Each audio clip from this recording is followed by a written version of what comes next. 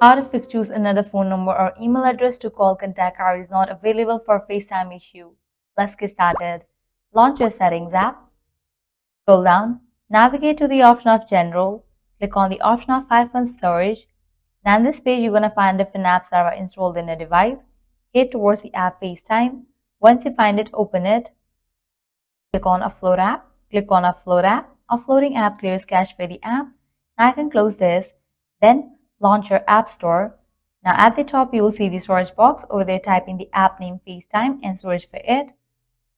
After app appears, at the right corner of the app, you will find the option of open or update. If you find the option of update over here, just click on it and update the app to its latest version.